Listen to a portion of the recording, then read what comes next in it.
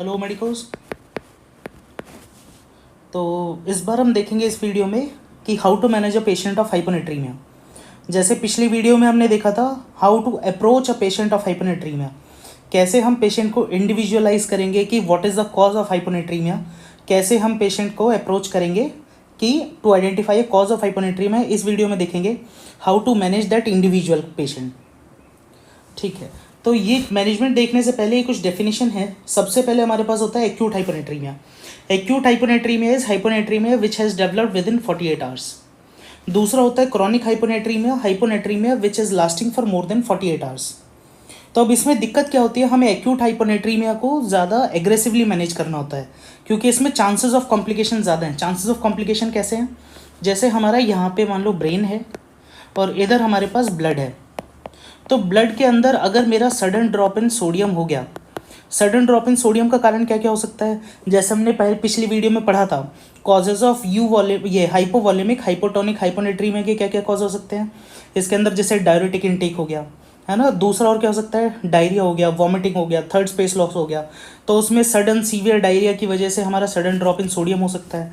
तो उसकी वजह से क्या होगा, जैसे हमने 12th 11th क्लास में पढ़ा था कि water moves from hypotonic state to hypertonic state. तो हमारा यहाँ से ब्लड ब्रेन की तरफ मूव करेगा सारा वाटर। जब वाटर इधर की तरफ मूव करेगा तो ये क्या करेगा, सेरिब्रल एडीमा।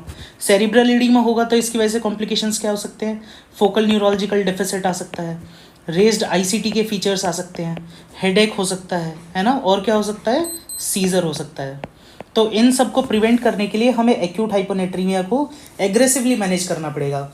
वहीं अगर कोई क्रॉनिक हाइपोनेट्रीमिया का पेशेंट है, लेट सपोज कोई सीकेडी का पेशेंट है, सीएलडी का पेशेंट है, या नेफ्रोटिक सिंड्रोम का पेशेंट है जो प्रोलॉन्ग लंबे समय से चल रहा है, तो इसके अंदर क्या होता है, क्रॉनिक हाइपोनेट्रीमिया ना, despite being sodium being very low, लेकिन पेशेंट सिम्टोमेटिक इतना ज़्यादा नहीं होता। पेशेंट हो सकता है बस कन्फ्यूजन स्टेट में हो सकता है कि नॉर्मल बस एबनॉर्मल बाउल मूवमेंट्स के साथ हो, लेकिन वहीं पे एक्यूट हाइपोनेट्रीमिया हो सकता है कि एसिम्टोमेटिक हो, लेकिन फिर भी हम उसे एग्रेसिवली ट्रीट करेंगे। क्यों, क्योंकि हो सकता है नेक्स्ट आवर में उसको सीजर एपिसोड डेवलप हो जाए ना। तो ये चीज़ हमें ध्यान रखना है, एक्यूट हाइपोनेट्रीमिया, क्रॉनिक हाइपोनेट्रीमिया, ये अभी जब हम मैनेजमेंट देखेंगे तो उसके बेसिस पर हम डिसाइड करेंगे कि किस तरह से मैनेजमेंट हमारा चेंज हो जाएगा दोनों पेशेंट्स में, है ना। ठीक है, तो अब जैसे अच्छा ठीक है, ये अब हमारी बेसिक अप्रोच थी। जैसे कोई भी पेशेंट हाइपोनेट्रीमिया का आता है तो सबसे पहले हमें क्या चेक करना है, उसका सीरम ऑस्मोलैरिटी। सीरम ऑस्मोलैरिटी का फॉर्मूला क्या था, 2 into sodium plus glucose divided by 18 plus 1/2.8। Normal value इसकी कितनी होती है, 280 टू 295, 280 टू 295। इसके बेसिस पे हम पेशेंट को डिवाइड कर लेंगे हाइपरटोनिक, आइसोटोनिक और हाइपोटोनिक। हाइपरटोनिक के कॉजेज क्या हो सकते हैं, अगर मेरे पास ब्लड के अंदर सॉल्यूट बढ़ जाए, ग्लूकोज बढ़ जाए, मैनिटॉल बढ़ जाए, ग्लिसरॉल दे दें, या फिर हो सकता है उसको रेडियो कॉन्ट्रास्ट डाई दे दिया जाए। तो इसका हमें बस ट्रीट करना है इन्हीं कॉजेज को, है ना। फिर आइसोटोनिक क्या होता है, आइसोटोनिक जैसे हमने पढ़ा था, आइसोटोनिक होता है स्यूडो हाइपोनेट्रीमिया। एक्चुअल में होता नहीं है, पुराने जब रिएजेंट्स यूज़ करते थे तो उसमें लिपिड और प्रोटीन इंटरफेयर करते थे, जिसकी वजह से आइसोटोनिक हाइपोनेट्रीमिया होता था। एक्चुअल में पेशेंट को हाइपोनेट्रीमिया है नहीं, तो ऐसे में कुछ नहीं करना है। दूसरा है हाइपोटोनिक, हाइपोटोनिक जो हमारा मोस्ट कॉमन कॉजेज, ज़्यादा कॉजेज इसी में आते थे। तो जैसे कोई भी पेशेंट हाइपोटोनिक आएगा, अगर किसी में भी ऑस्मोलैरिटी लेस देन 280 आएगी, ऐसे पेशेंट को कैसे अप्रोच करेंगे, हाइपोटोनिक वाले पेशेंट में हम वॉल्यूम स्टेटस चेक करेंगे। हमने पिछली वीडियो में देखा था वॉल्यूम स्टेटस कैसे चेक करते हैं। तो वॉल्यूम स्टेटस चेक करने के बेसिस पर हम पेशेंट को फर्दर 3 कैटेगरीज में डिवाइड करेंगे कि पेशेंट जो हाइपोटोनिक हाइपोनेट्रीमिया है, क्या वो हाइपोवॉल्यूमिक है, क्या वो डिहाइड्रेटेड है, या वो यू वॉल्यूमिक है कि वॉल्यूम स्टेटस का नॉर्मल है, या वो हाइपर वॉल्यूमिक है। हाइपर वॉल्यूमिक पे हो सकता है पेशेंट पल्मोनरी एडिमा में है ना, प्लूरल एफ्यूजन है, साइटिस है, पीडल एडिमा है, एनएसआर का है, इन सब के बेसिस पे। फिर अगर पेशेंट हाइपोवॉल्यूमिक है, हाइपोवॉल्यूमिक में क्या हो सकता है कि पानी भी नहीं है, सोडियम भी नहीं है, तो पानी और सोडियम दोनों कहीं से ना कहीं से निकल गए। तो रीज़न क्या क्या हो सकते हैं, डायरिया हो सकता है, वॉमिटिंग हो सकता है, डिहाइड्रेशन हो सकता है, माल न्यूट्रिशन हो सकता है, डायरेटिक इनटेक हो सकता है, थर्ड स्पेस लॉस हो सकता है। थर्ड स्पेस लॉस में क्या आएगा, एक्यूट पेनक्रेटाइटिस हो सकता है, बर्न हो सकता है, ट्रॉमा हो सकता है ना। ये सारे कॉजेज हो गए ये हाइपोवॉल्यूमिक हाइपोटोनिक हाइपोनेट्रीमिया के। दूसरा पेशेंट अगर यू वॉल्यूमिक है, यू वॉल्यूमिक मतलब कि वॉल्यूम स्टेटस उसका नॉर्मल है, तो ऐसे में हमें बस 2 चीज़ याद रखनी है, एक है SIADH syndrome of inappropriate ADH release, और प्राइमरी पॉलीडिप्सिया साइकोजेनिक पॉलीडिप्सिया, यहाँ पेशेंट पानी ज़्यादा पी रहा है। एक हाइपोथायरॉयडिज्म होता है, लेकिन hypothyroidism itself causes hyponatremia secondary to SIADH। ये जब भी मैनेजमेंट देखेंगे तो उसके अंदर देखेंगे कैसे करता है। फिर तीसरा आता है हमारे पास हाइपर वॉल्यूमिक। हाइपर वॉल्यूमिक यानी पेशेंट का वॉल्यूम स्टेटस ज़्यादा है, यानी पानी ज़्यादा भर गया जिसने डाइल्यूशनल हाइपोनेट्रीमिया कर दिया। तो इसके अंदर क्या क्या कॉजेज हो सकते हैं? इसके अंदर हमारे पास हार्ट फेलियर हो सकता है, CLD हो सकता है, सिरोटिक लीवर डिजीज हो सकता है, CKD हो सकता है, नेफ्रोटिक सिंड्रोम हो सकता है ना। ये हमने डिटेल में पिछली वीडियो में देखा है। तो इसके अंदर अगर हाइपोवॉल्यूमिक है तो मेरे पास पानी की कमी है जिसकी वजह से पानी भी ज़्यादा निकल गया, सोडियम भी निकल गया। तो इसका ट्रीटमेंट क्या रहेगा? पानी की कमी है, पानी दे दो, तो 0.9% NH दे देंगे इसको। फिर दूसरा, अगर मेरे पास हाइपर वॉल्यूमिक है तो हाइपर वॉल्यूमिक में क्या है कि पानी ज़्यादा है, इस वजह से दिक्कत आ रही है, तो पानी को रिस्ट्रिक्ट करो, है ना, फ्लूइड रिस्ट्रिक्शन कर देंगे। दूसरा क्या करेंगे इसके अंदर डायरेटिक दे दो। और अगर ये भी काम नहीं करेगा तो तीसरे में देखेंगे कुछ ड्रग्स होती हैं वो देते हैं। तो हमारा पेशेंट बचता है यू वॉल्यूमिक का। यू वॉल्यूमिक पेशेंट में हम क्या करेंगे? इस वाले पेशेंट में यू वॉल्यूमिक पेशेंट में अगर हमारे पास यू वॉल्यूमिक हाइपोनेट्रीमिया आता है तो ऐसे पेशेंट में हमें दो चीज़ देखनी है, एक है यूरिन ऑस्मोलैरिटी और एक है यूरिन सोडियम। जैसे हमने SIADH में भी पिछली वीडियो में पढ़ा था, SIADH में दिक्कत आ कहाँ रही है? SIADH क्या है? बेसिकली ADH हार्मोन ज़्यादा निकल रहा है। यहाँ मेरे पास जैसे ये PCT हुआ, ये लूप ऑफ हेनले, ये मेरे पास DCT और ये कलेक्टिंग डक्ट। तो कलेक्टिंग डक्ट पे मेरा ADH काम कर रहा है जिसकी वजह से वो ज़्यादा वाटर को रीअब्जॉर्ब करा रहा है, फ्री फ्लूइड को रीअब्जॉर्ब करा रहा है। ये वाटर ब्लड में जा रहा है जिसकी वजह से मेरी सीरम ऑस्मोलैरिटी कम हो रही है और वो डाइल्यूशनल हाइपोनेट्रीमिया करा रहा है ना। ये दिक्कत आ रही है मेरे पेशेंट में। तो इसके अंदर क्या हो रहा है? अब जब मेरा ब्लड के अंदर वॉल्यूम बढ़ेगी, है ना, ब्लड वॉल्यूम बढ़ी, तो जब मेरी ब्लड वॉल्यूम बढ़ेगी तो रीनल परफ्यूजन बढ़ेगा। और जब भी मेरा रीनल परफ्यूजन बढ़ेगा तो ये दो काम करता है, रास सिस्टम को इनहिबिट करता है प्लस साथ में ADH को इनहिबिट करता है। लेकिन मेरे पास ADH यहाँ पे इनहिबिट नहीं हो रहा, मेरे पास परसिस्टेंटली ADH काम करे जा रहा है, वाटर एब्जॉर्ब होता जा रहा है। तो वाटर जो ब्लड वॉल्यूम जो बढ़ा मेरा यहाँ पे, ब्लड वॉल्यूम बढ़ने की वजह से एक तीसरा काम होता है कि मेरा जो एट्रिया होता है, एट्रिया स्ट्रेच होगा। जब एट्रिया स्ट्रेच होगा तो उसकी वजह से मेरा रिलीज होता है ANP, एट्रियल नेट्रियूरेटिक पेप्टाइड। और नेट्रियूरेटिक का मतलब ये है कि ये नेट्रियूरेसिस कराएगा, यूरिन के अंदर सोडियम सिक्रीट कराएगा। जब यूरिन के अंदर सोडियम सिक्रीट कराएगा तो इसकी वजह से क्या होगा? मेरा यूरिन ऑस्मोलैरिटी बढ़ जाएगी। तो raised urine osmolarity is seen in SIADH। और हाइपोथायरॉयड अभी पढ़ा ही था। हाइपोथायरॉयड करता ही क्यों hyponatremia? It is cause due to hypothyroidism. जब भी होगा तो मेरे पास कार्डियक आउटपुट कम होगा, और कार्डियक आउटपुट जब कम होगा तो मेरा किडनी का परफ्यूजन कम हो जाएगा, और किडनी का परफ्यूजन जब कम होगा तो ऐसे में क्या होगा? मेरा ADH सिक्रीट ज़्यादा होगा, रास सिस्टम ज़्यादा सिक्रीट होगा, तो उसकी वजह से इनडायरेक्टली SIADH की तरह काम करेगा। ADH ज़्यादा सिक्रीट होगा तो जिसकी वजह से इनडायरेक्टली SIADH जैसे डिफिशियंसी आएगी। तीसरा क्या है? तीसरा है मेरे पास कॉर्टिसोल। कॉर्टिसोल डेफिशिएंसी किस तरह से काम करेगी? कॉर्टिसोल हमारा किस चैनल पे काम करता है? ENEC चैनल पे। ENEC चैनल पे काम करेगा। ENEC का नॉर्मल फंक्शन क्या होता है? सोडियम का रीअब्जॉर्प्शन और पोटेशियम का एक्सक्रीशन। जब मेरे पास ये काम नहीं होगा तो मेरा सोडियम का होने लगा यूरिन में एक्सक्रीशन, और जो पोटेशियम है वो ब्लड के अंदर जाने लगेगा। तो अगेन सोडियम जब यूरिन के अंदर आने लगेगा तो मेरा urine osmolarity will be more than 100 और urine sodium will also be raised, है ना। तो ये हमारा बेसिक अप्रोच हो गई। कैसे? हमें क्योंकि यू वॉल्यूमिया में बस दो को डिवाइड करना है, SIADH को रूल आउट करना है और साइकोजेनिक पॉलीडिप्सिया। अब दूसरा पेशेंट हमारे पास साइकोजेनिक पॉलीडिप्सिया के आ गया। तो साइकोजेनिक पॉलीडिप्सिया में क्या हो रहा है? पेशेंट बस पानी पिए जा रहा है। तो ये जैसे हमारा PCT हुआ, ये लूप ऑफ हेनले, ये DCT है, कलेक्टिंग डक्ट। तो नॉर्मली क्या होना चाहिए? अगर पेशेंट पानी पिए जा रहा है तो वो ADH को इनहिबिट करना चाहिए इस वाले मैकेनिज्म से, ये जो हमने पढ़ा है SIADH में। लेकिन यहाँ पे इनहिबिटेड है, जो ADH है वो मेरा इनहिबिटेड है, लेकिन पेशेंट पानी इतना ज़्यादा पिए जा रहा है कि उसकी वजह से वो कंपेंसेट नहीं कर पा रहा, किडनी उसको कंपेंसेट नहीं कर पा रही, जितना पानी वो पी रहा है किडनी इतना नहीं निकाल पा रही। तो जिसकी वजह से ब्लड वॉल्यूम बढ़ गया तो उसकी वजह से क्या होगा? जैसे हमने यहाँ देखा था, ब्लड वॉल्यूम बढ़ा तो रीनल परफ्यूजन बढ़ गया, तो रास इनहिबिट हो गया, ADH इनहिबिट हो गया, है ना। तो इसलिए इसके अंदर urine osmolarity will be decrease less than 100 psychogenic polydipsia में। वहीं urine sodium will also be less. Normal हमने यूरिन सोडियम कितना देखा था? Less than 20। तो ऐसे पेशेंट में साइकोजेनिक पॉलीडिप्सिया में it will be less than 20 and urine osmolarity will be less than 100। ठीक है।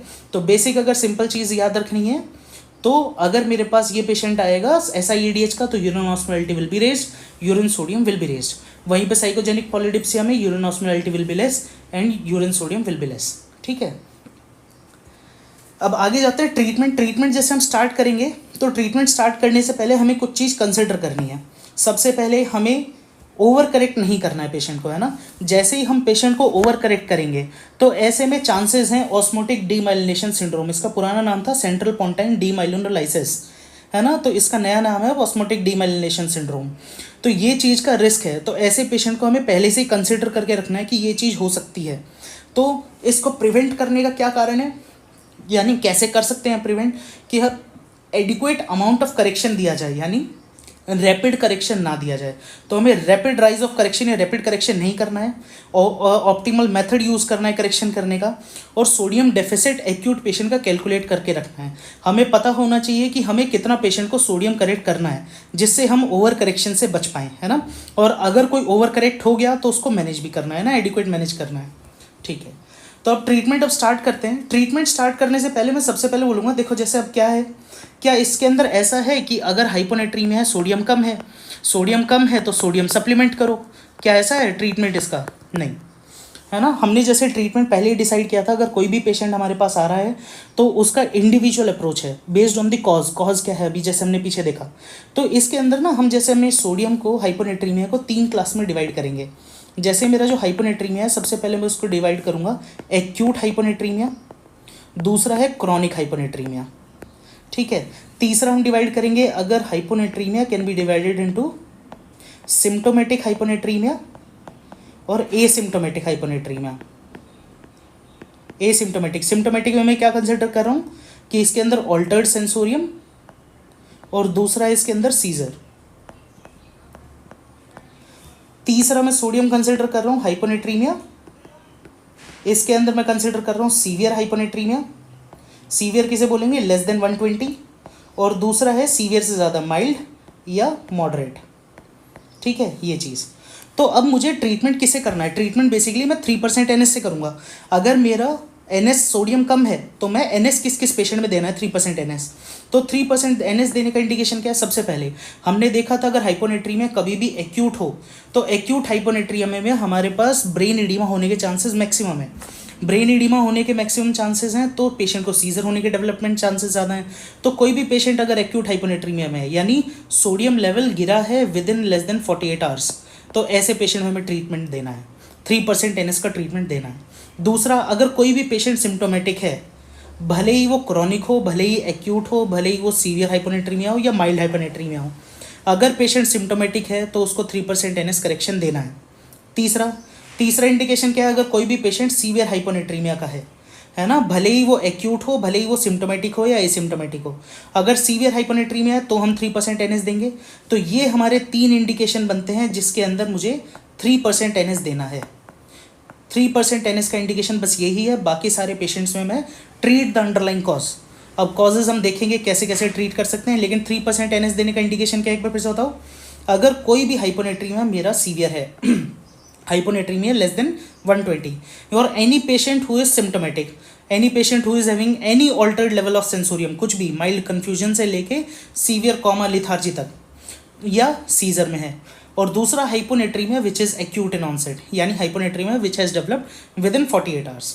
तो ये चीज़ का हमें ध्यान रखना है किस किस पेशेंट को 3% NS देना है ना, क्योंकि हमें NS रैपिड सप्लीमेंट देने की वजह से हम सेंट्रल पोंटाइन डीमाइलिनाइसिस नहीं करना चाहते, उसकी वजह से पेशेंट की ज़िंदगी भर खराब हो जाएगी, है ना। तो ऐसे में अब हमें करेक्शन करना कितना है? अब मैंने 3% NS तो दे दिया, अब कितना दूँ? मुझे उसका with in 24 hours with in 10 to 12 मिलीक्विलेंट से नीचे करेक्ट करना है। 10 मिलीक्विलेंट के ऊपर मैं करेक्ट नहीं करूँगा। अगर मैं विद इन 24 आवर्स 10 to 12 मिलीक्विलेंट के ऊपर करेक्ट करता हूँ तो ऐसे में चांसेस हैं कि पेशेंट को सेंट्रल पोंटाइन डीमाइलिनाइसिस सिंड्रोम हो जाएगा या ऑस्मोटिक डीमाइलिनेशन सिंड्रोम। और अगर वो विद इन 48 आवर्स करेक्ट करना है तो it should be less than 18 millimole पर लीटर। तो मुझे इतना करेक्ट करना है। ये इंपॉर्टेंट है कि किस किस पेशेंट में 3% NS देना है ना। नेक्स्ट इज, अब मैं 3% NS देना तो है, अब मेरे पास 100 ml की एक 3% NS की बॉटल आती है, तो मैं वो कितनी दूँ? 1 बॉटल दूँ, 2 दूँ, या 1 लीटर पूरा 10 बॉटल दूँ, कितना दूँ? तो ऐसे में काम आता है ये फॉर्मूला, इसमें चेंज इन सीरम सोडियम। तो इसके अंदर होता है इन्फिजेट सोडियम। इन्फिजेट सोडियम क्या होता है? इट इज़ कितने मिली इक्विवेलेंट सोडियम 1 लीटर हमारे पास है। तो 3% NS, 3% NS के अंदर मेरे पास 513 मिली इक्विवेलेंट सोडियम होता है। तो इन्फिजेट सोडियम में मैं आ जाएगा 513 मिली इक्विवेलेंट सोडियम माइनस पेशेंट का सोडियम कितना है, divided by total body water plus 1। Total body water का फॉर्मूला क्या होता है? Total body water is weight of the patient into 0.6 for main and weight of the patient into 0.5 for women. ये मेरा होता है टोटल बॉडी वाटर। तो इसके अंदर infusate sodium minus serum sodium divided by total body water plus 1। इससे मुझे क्या पता लगेगा? इससे मुझे पता लगेगा कि अगर मैं 1 लीटर 3% NS पेशेंट को दूंगा तो वो मेरा सोडियम, सीरम सोडियम कितना चेंज कर देगा, कितने से ऊपर बढ़ा देगा। तो जैसे मैं एक एग्जांपल देता हूँ यहाँ पे, कोई एक 60 kg का मैन है ना, 60 kg man having seizures, sodium level is 110। अब मैं 3% NS कितना दूं? सबसे पहले क्या मुझे इस पेशेंट में NS देना है 3% NS, या मैं ट्रीट द अंडरलाइन कॉज करके सबसे पहले कॉज आइडेंटिफाई करूं फिर उस कॉज को ठीक करूं? नहीं, इसमें 3% NS देंगे ना। क्यों देंगे 3% NS? मेरे पास 2 इंडिकेशन है। सबसे पहला सीजर, हमने क्या बोला था पिछली स्लाइड में? If patient is symptomatic despite being the level of sodium, भले ही वो माइल्ड हो, मॉडरेट हो, एक्यूट हो, क्रॉनिक हो, अगर पेशेंट सिम्टोमेटिक है तो मुझे 3% NS देना है। और दूसरा, if sodium value is severe range, मतलब sodium value if it is coming in severe range, यानी लेस देन 120 हो तो भी मुझे करेक्शन देना है। तो यहाँ मेरे पास 2 इंडिकेशन है 3% NS देने के। तो इसके अंदर मैं कैसे करूँगा? इन्फ्यूजेट सोडियम 513 माइनस पेशेंट का sodium that is 110 divided by, यहाँ पे मेन है तो 6 टोटल बॉडी वाटर के लिए 60 × 0.6 प्लस 1। इस कैलकुलेशन से मेरे पास आ जाएगा 10 मिली इक्विवेलेंट पर लीटर, यानी मैं 1 लीटर इस पेशेंट को NS दूंगा, 3% NS दूंगा तो वो मेरा सोडियम बढ़ा देगा 10 मिली इक्विवेलेंट से। तो जो मेरा पेशेंट का 110 सोडियम है, अगर मैं इसे 1 लीटर दूंगा तो वो 120 मिली इक्विवेलेंट करवा देगा, है ना। तो मुझे चाहिए कितना? मुझे चाहिए कितना पेशेंट के अंदर? मुझे 8 to 10 मिली इक्विवेलेंट ही ठीक करना है। तो मैं इस पेशेंट के अंदर 1 लीटर NS के ऊपर 3% NS के ऊपर नहीं जाऊंगा, ठीक है। तो ये फॉर्मूला क्या हम हर पेशेंट में लगाएंगे? नहीं। अब देखो इसके अंदर ना एक चीज़ और है, पुराने टाइम पे बोलते थे, पुरानी थ्योरी थी कि हमें जो सोडियम देना है उसको रैपिडली धीरे धीरे करेक्ट करो। मतलब जैसे अब मैं इस एग्जांपल से मुझे पता है कि मुझे 1 लीटर 3% NS देना है, तो मैं अब 1 लीटर 3% NS को या तो 24 आवर्स तक धीरे धीरे इन्फ्यूजन से देता रहूँ, कि धीरे धीरे 10 ml per hour, 20 ml per hour लगातार देता रहूँ 24 घंटे तक। दूसरा है कि मैं इस 1 लीटर 3% NS को 1 घंटे में या 2 घंटे में ख़त्म कर दूँ। तो मेरे पास पुरानी थ्योरी थी कि धीरे धीरे दो, जिससे सेंट्रल पोंटाइन डीमोलाइसिस का चांसेस कम हो। लेकिन अब जो न्यू थ्योरी है उसके अंदर है कि आप रैपिड करेक्शन करो। रैपिड करेक्शन मतलब within half an hour to 1 hour के अंदर करेक्शन करो, लेकिन जो हमारा नॉर्मल रेंज है, जैसे 8 to 10 मिली इक्विवेलेंट की रेंज है, उसके अंदर अंदर करेक्ट करो। तो अभी क्या चीज़ प्रिफर्ड है? अभी हमारे पास प्रिफर्ड है, अगर कोई भी पेशेंट आपके पास आएगा हाइपोनेट्रीमिया का और आपके पास इंडिकेशन है कि 3% NS मुझे नहीं, 3% NS मुझे देना है, तो ऐसे में हर पेशेंट में फार्मूला लगाने की ये सब ज़रूरत नहीं है। सादा सिंपल याद रखना है कि अगर कोई भी पेशेंट है जिसको 3% NS देना है तो हमें सीधा यहाँ पे हमारे पास जैसे 3% NS की 100 ml की बॉटल आती है ना, 100 ml की बॉटल आती है, डायरेक्टली उसको 3 बॉटल्स देना है ना, 3 बॉटल्स ओवर 30 मिनट्स उसको देना है। जैसे ही कोई भी पेशेंट आएगा तो इनडायरेक्टली हमें सिर्फ जो भी पेशेंट है, अगर मुझे 3% NS देना है तो मैं उसको 300 ml दे दूंगा डायरेक्टली ओवर 30 मिनट्स, है ना, यानी 10-10 मिनट के अंदर एक बॉटल। फिर इसके बाद अगर पेशेंट स्टिल सिम्टोमेटिक है ना, अगर पेशेंट को रिस्पॉन्ड नहीं किया, नॉन रिस्पॉन्ड, तो उसमें मैं within half an hour to 1 hour मैं रिपीट कर सकता हूँ दोबारा से, लेकिन इसके ऊपर मैं नहीं जाऊँगा। क्यों? क्योंकि मेरा ये जो है around 4 to 6 milliequivalent correct करता है और ये वाला भी अराउंड 4 to 6 करेगा, तो मैं 10 to 12 मिली इक्विवेलेंट के अंदर अंदर ही रहूँगा, है ना, क्योंकि मुझे 10 to 12 मिली इक्विवेलेंट के ऊपर नहीं जाना। तो अगर मैं शुरू में दे दूंगा उसको 3 बॉटल, फिर से दे सकता हूँ मैं 3 बॉटल, लेकिन दोबारा से रिपीट नहीं करूँगा, नहीं तो चांसेस ऑफ सेंट्रल पोंटाइन डीमाइलिनाइसिस या ऑस्मोटिक डीमाइलिनेशन सिंड्रोम बढ़ जाएगा। तो आपको बस सम टोटल ये याद रखना है इस स्लाइड का, और इसके अंदर जो मेन चीज़ याद रखनी है वो है कि 2 बार के ऊपर रिपीट नहीं करेंगे, नहीं तो चांसेस हैं पेशेंट को ODS डेवलप होने का, ठीक है। वहीं अगर कोई क्रॉनिक हाइपोनेट्रीमिया का पेशेंट होगा तो क्रॉनिक हाइपोनेट्रीमिया में क्या दिक्कत होती है? देखो ऐसा है, ये मेरे पास जैसे ब्लड ब्रेन बैरियर है, यहाँ पे मेरा ब्रेन है और यहाँ मेरा ब्लड वेसल्स हैं, है ना, ब्लड है। तो ऐसे में क्या है, क्रॉनिक हाइपोनेट्रीमिया बहुत लंबे टाइम से मेरे पास हाइपोनेट्रीमिया चल रहा है। तो जब बहुत लंबे टाइम से हाइपोनेट्रीमिया चल रहा है तो ऐसे में क्या दिक्कत होती है, ब्रेन हमारा अडेप्ट कर जाता है। ब्रेन कैसे अडेप्ट करता है, ब्रेन के अंदर भी सोडियम है प्लस पोटेशियम है। तो ब्रेन क्या है, सोडियम और पोटेशियम को लूज कर देता है एक्स्ट्रा सेलुलर स्पेस में, जिसकी वजह से उसकी ऑस्मोलैरिटी मेंटेन रह सके। तो ये अपने बफर की तरह काम करता है। तो यहाँ क्या है, मेरे पास सोडियम पोटेशियम ऑलरेडी ब्रेन के अंदर कम है। अब मैं जब 3% NS इस पेशेंट में देना शुरू करूँगा, इस पेशेंट का करेक्शन मैंने स्टार्ट किया है ना, जब करेक्शन में स्टार्ट करूँगा तो मेरे पास ऑलरेडी ब्रेन के अंदर सोडियम पोटेशियम कम है, सोडियम कम है, पोटेशियम कम है। अब सडनली मेरे पास ब्लड के अंदर सोडियम बढ़ गया। जब सोडियम अचानक से बढ़ गया तो ऐसे में क्या होगा, हमने पढ़ा था जब भी वाटर कहाँ से कहाँ मूव करेगा, हाइपरटोनिक टू हाइपोटोनिक, है ना, हाइपोटोनिक टू हाइपरटोनिक, सॉरी। तो यहाँ से ब्लड बाहर निकलना, सॉरी, ये जो वाटर है वो बाहर निकलना शुरू कर देगा ब्रेन से। तो जो हमारी माइलिन शीट है वो डैमेज होने लगेगी, वहाँ पे डीमाइलिनोलाइसिस स्टार्ट हो जाएगा।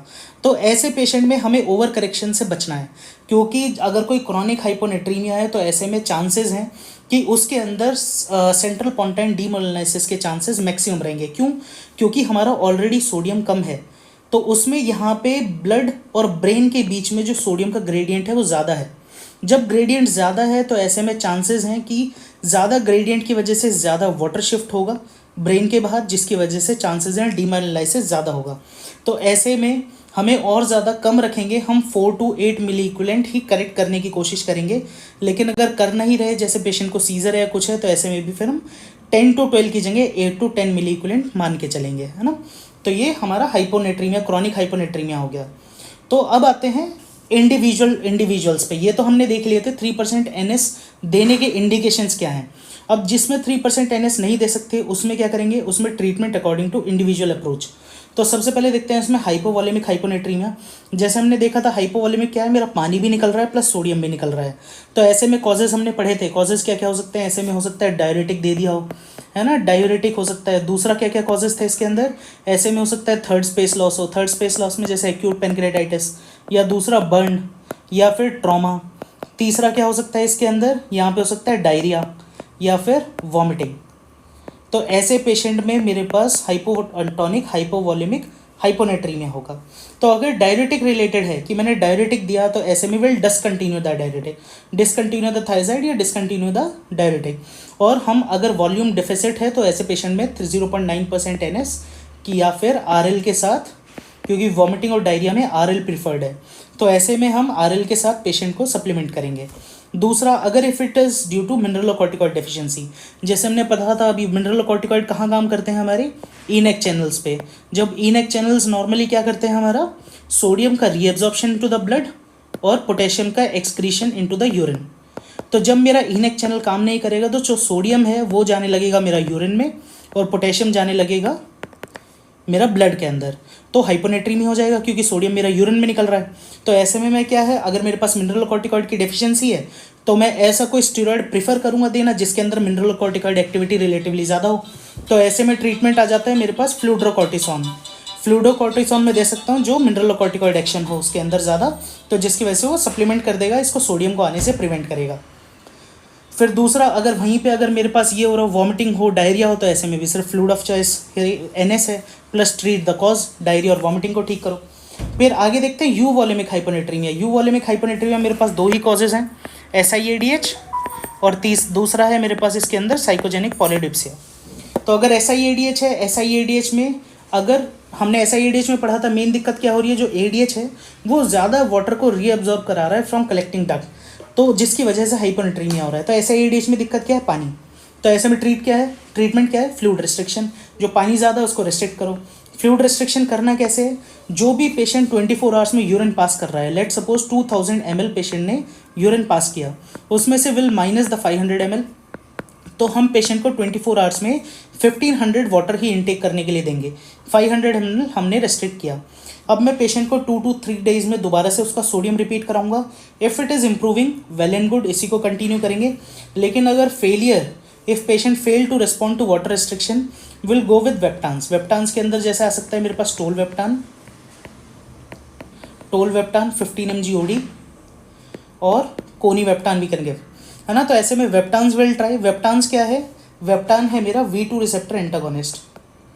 V2 receptor antagonist, V2 receptor क्या है? वेसोप्रेसिन रिसेप्टर है। जो ADH का रिसेप्टर है किडनी के ऊपर, उसको बोलते हैं V2 रिसेप्टर।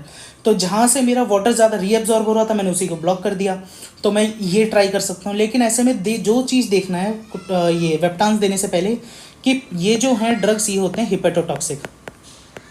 तो ऐसे में चांसेस है कि पेशेंट का लीवर इंजर हो सकता है। तो अगर कोई भी CLD का पेशेंट है, सीरोटिक लीवर डिजीज़ है, ग्रेड 3 फैटी लीवर है, तो ऐसे पेशेंट में देना है तो कॉशियसली देना है, या फिर ये ड्रग अवॉइड करना है।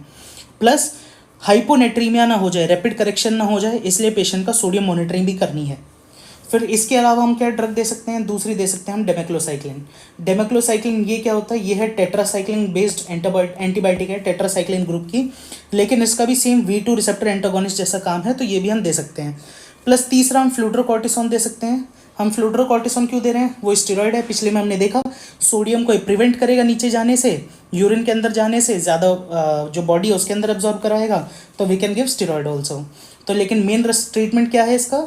Main treatment is fluid restriction, और सेकेंड लाइन इज टोल्वेप्टान्स। फिर वहीं पे साइकोजेनिक पॉलीडिप्सिया का ट्रीटमेंट क्या है? वो भी ज़्यादा पानी पीने की वजह से हो रहा है, तो उसका भी वही साइकेट्रिस्ट काउंसलिंग कराएंगे, प्लस उसका भी वाटर रिस्ट्रिक्शन करना है। पेशेंट बहुत अच्छी तरह रिस्पॉन्ड करता है। फिर तीसरा देखना है इसके अंदर ग्लूकोकॉर्टिकॉइड डेफिशिएंसी। ग्लूकोकॉर्टिकॉइड डेफिशिएंसी भी वही पीछे जैसे मिनरल कॉर्टिकॉइड डेफिशिएंसी पर पढ़ी थी, उसी की तरह में मैनिफेस्ट करता है। सोडियम ज़्यादा इसकी वजह से यूरिन में एक्सक्रीट होगा, तो ट्रीटमेंट क्या है? Glucocorticoid replacement. फिर तीसरा है हाइपोथायरॉयडिज्म। हाइपोथायरॉयडिज्म हमने पढ़ा था। हाइपोथायरॉयडिज्म भी क्या करता है? It will cause decrease in cardiac output, it will decrease renal perfusion. Renal perfusion की वजह से हमारे पास स्टिमुलेट होगा रास, renin angiotensin aldosterone system, plus साथ में ADH। ये दोनों मिलके मेरे पास जो है हाइपोनेट्रीमिया कराएंगे पेशेंट का, है ना। वही ऐसा ADH के मैकेनिज्म के थ्रू। तो कोई भी अगर पेशेंट हाइपोथायरॉयडिज्म का है तो ट्रीटमेंट क्या है? Thyroid hormone supplementation. तो थायराइड हार्मोन में सप्लीमेंट करूँगा। तो थायराइड हार्मोन सप्लीमेंट में कैसे करूँगा? वो चीज़ हम थायराइड की क्लास में देखेंगे आगे जब कभी पढ़ेंगे। फिर आगे ट्रीटमेंट ऑफ हाइपर वॉल्यूमिक है ना, hyper volaemic hyponatraemia. Hyper volaemic hyponatraemia के हमने बेसिक कॉजेज पढ़े थे, heart failure, CKD, nephrotic syndrome, और साथ में CLD। तो अगर कोई भी पेशेंट हार्ट फेलियर का, यहाँ दिक्कत क्या हो रही है? यहाँ एक्सेसिव वाटर है, एक्सेसिव वाटर मेरे पास डाइल्यूशनल हाइपोनेट्रीमिया कर रहा है। तो जब एक्सेसिव वाटर होगा तो उसको निकालने के मेरे पास 3 ही कारण हैं, 3 ही तरीके हैं। सबसे पहले तो फ्लूइड रिस्ट्रिक्शन, है ना। फ्लूइड रिस्ट्रिक्शन ये मेरा मेन स्टे रहेगा। दूसरा मैं क्या कर सकता हूँ? डायूरेटिक।